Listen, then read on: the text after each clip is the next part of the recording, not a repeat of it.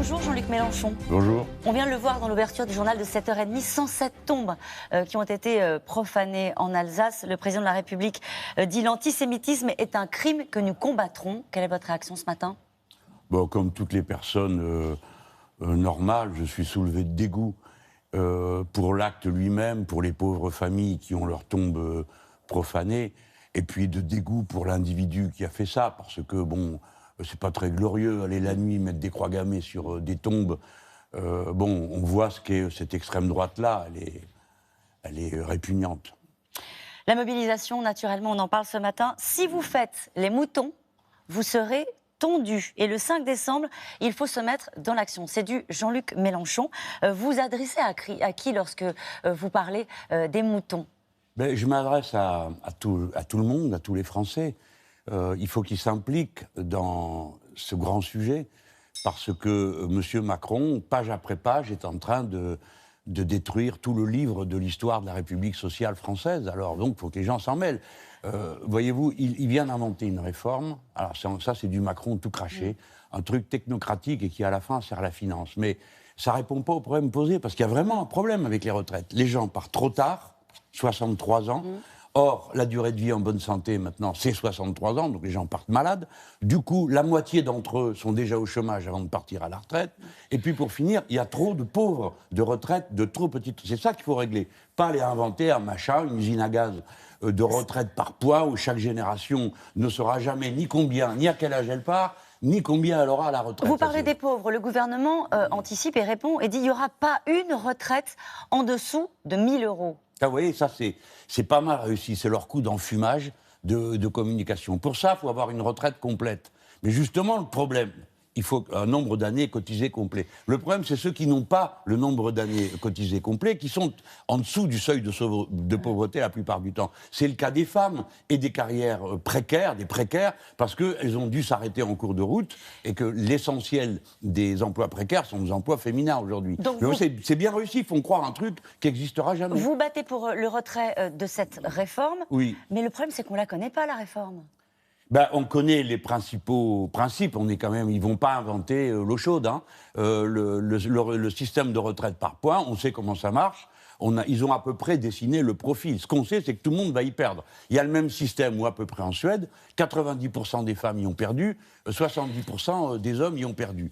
Par conséquent, on sait que tout le monde va y perdre. D'ailleurs, c'est pas fait pour vous y gagner, Caroline Roux. Il faut être moins naïve. Hein. Il faut pas croire que c'est des gens bienveillants. Ils sont là pour arriver à un résultat. Dans leur tête à eux, ils veulent que tout le monde ait une petite pension et que tous ceux qui ont un salaire un peu au-dessus de la moyenne se payent eux-mêmes leur retraite en capitalisant, en achetant des fonds de pension. Voilà. Ils ont prévu, en douce, en cachette, ils ont déjà fait ça dans la loi PAC, tous les sous que vous mettez dans votre retraite par capitalisation, eh bien, vous pouvez les retirer de votre impôt sur le revenu et vous n'avez pas d'impôt quand vous le touchez. Vous comprenez ? Ça veut dire que le projet qu'il y a derrière, ce que vous dites, c'est la fin de la retraite par répartition. Mais la fin du modèle français. Il y a une retraite par répartition aussi aux États-Unis. Mais ils vous donnent une toute petite chose et vous disent « Oh là là, vous n'avez pas assez, il faut faire des économies et placer dans un fonds de pension. » Donc vous, tous les cadres qui m'écoutez, vous savez que vous allez passer à la toise.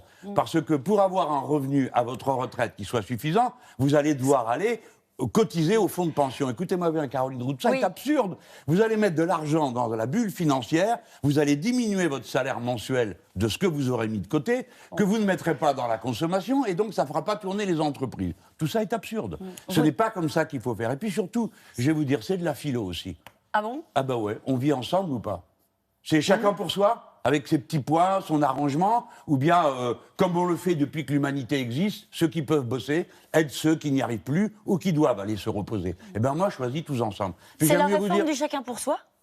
Bah là, c'est celle clair. qu'il présente. Mais écoutez, ils sont terribles, ils sont très forts en com. Ils vous disent 1 € donnera les mêmes droits. Ben oui, sauf que c'est pas vrai, puisque chaque génération ne saura ni à quel âge elle peut partir, et quand elle part, combien elle aura. Ça veut dire qu'à la place de 42 régimes spéciaux qui concernent 3% de la population, vous aurez 100% de régimes spéciaux, chaque génération n'aura pas le même régime que l'autre. Alors, Jean-Luc Mélenchon, vous dites sur votre blog, cette semaine est celle d'une confrontation majeure. Est-ce que c'est un mouvement syndical contre la réforme des retraites ou est-ce que c'est la suite des Gilets jaunes ?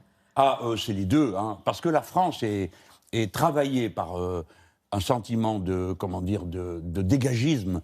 Ils ne supportent plus la représentation, quelle qu'elle soit, la représentation politique, les journalistes, les policiers, les magistrats. Il faut essayer de comprendre ça au lieu de le mépriser. Et dans tous les pays du monde, on voit que ça se produit et qu'on arrive au bout d'un système. Et puis vous avez, tout à l'heure, on a vu les gens qui pataugent dans la bouillasse parce qu'il y a des inondations. Donc on est confronté maintenant au grand défi du changement climatique. Donc c'est le moment. C'est ça qui se joue aussi là, à partir de demain. On apprend à serrer les coudes ou chacun pour soi. Chacun balaye devant sa porte ou bien on essaye tous de régler les problèmes. Il y a des gens qui vous regardent ensemble. ce matin et qui ont peut-être été vexés que vous les traitiez de moutons, qui se disent moi je vais devoir demain aller travailler, ça va être galère et je vais essayer de m'arranger, mais je ne vais pas pouvoir faire grave et je vais aller travailler. Oui, mais les gens, ils ne sont pas aussi tordus que ça. Ils comprennent ce que je veux dire.